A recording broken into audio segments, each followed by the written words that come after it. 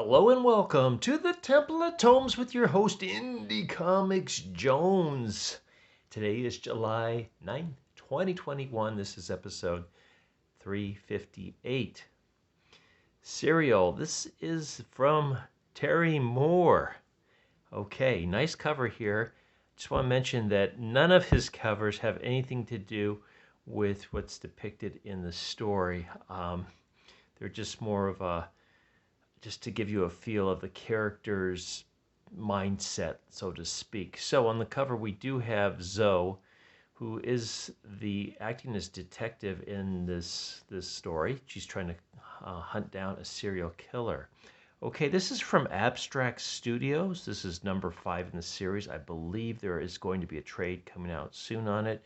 It's gone for $3.99. If you haven't started this one and feel like you're interested in it, you might want to wait for the trade. I know the first couple issues that came out did sell out. They did reprints on them, and those sold out. So I'm not sure if they're continuing to reprint the floppies at this point or not. So be on the lookout for the trade coming out. All right. These skulls here, we actually have like a Frankenstein skull. So there's no Frankenstein as far as I could tell in here. And she's pretty loaded for bear. She's got spiked sticks, a katana. She's got this some kind of buck knife or something there.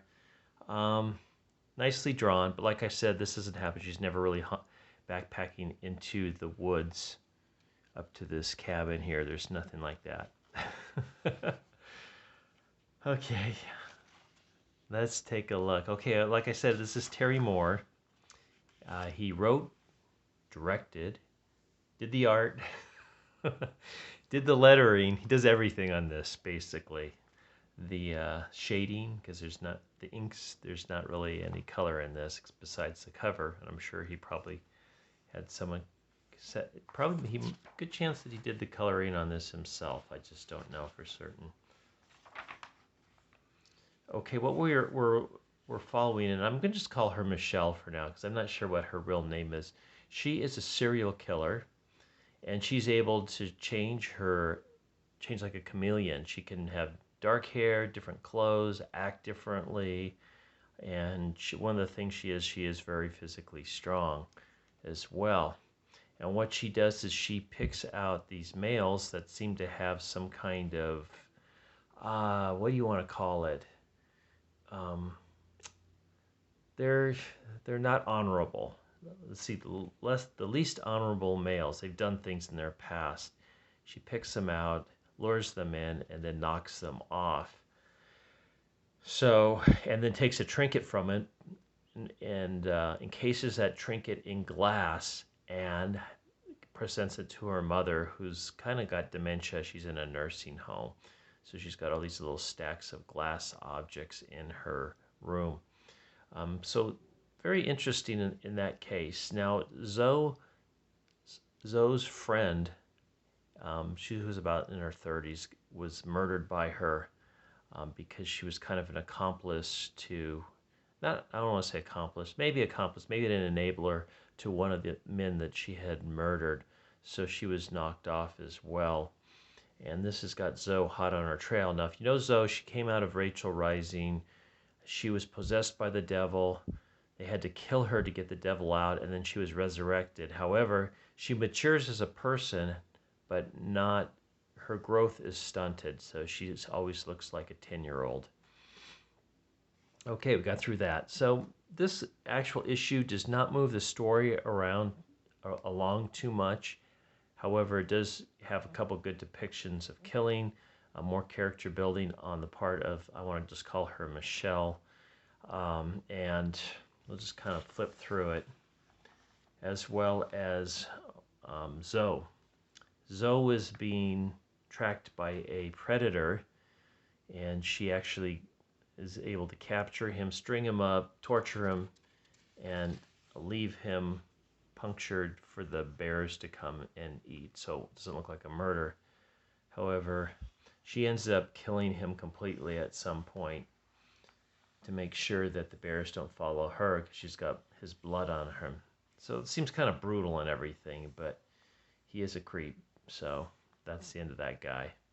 And Michelle spins her web, and this is where we get the backstory of this sad sack. Apparently, he used to be the boyfriend of Michelle, but she's kind of changed her look enough that he doesn't realize it's her.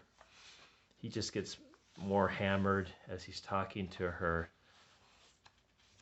In the meantime, Zoe goes back to the Predator's truck. She searches it. She finds a shotgun. She also finds that there's something in the back of the cargo bay, and it turns out it's this very vicious dog, and it jumps her. She has a fight with her. She's forced to kill it, which she didn't really want to do, but you can see how big this dog is, and it finally just, after getting stabbed a few times, it finally just kind of falls over. She goes back to check the back of the truck to find that it was actually guarding a puppy, this very, very small puppy. So she takes the puppy to the dying dog and lets it suckle for one last time. So I don't know what's going to happen with the puppy. I'm assuming that Zoe's probably going to raise it as her own pet. In the meantime, Michelle has found her way to dump this former boyfriend off, and she goes on her merry way. And there you go.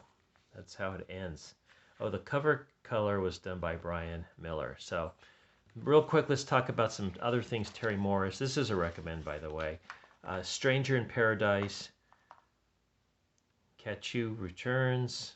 Got that going on. Ever. This was a graphic novel. The Way Out was the name of the arc for it.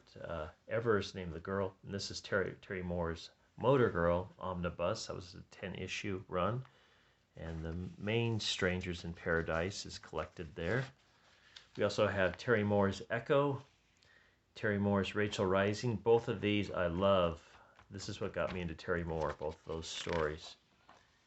And How to Draw, the expanded version, which I did buy. So I have the regular version and the expanded version from Terry Moore. So I am a bit of a Terry Moore fan.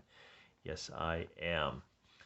Okay, so this is getting the Good Excavating seal of approval. Didn't really move the story along as much as I would like to, but what is depicted in here is very, very deep, very interesting, very soulful. So it gets the Good Excavating seal of approval given out only by Indie Comics Jones on this particular channel. As always, thank you for stopping by and watching this review. More to come this week. Please like, please subscribe, please leave comments, and we'll see you next time at the Temple of Tomes. This is Indie Comics Jones bidding you adieu.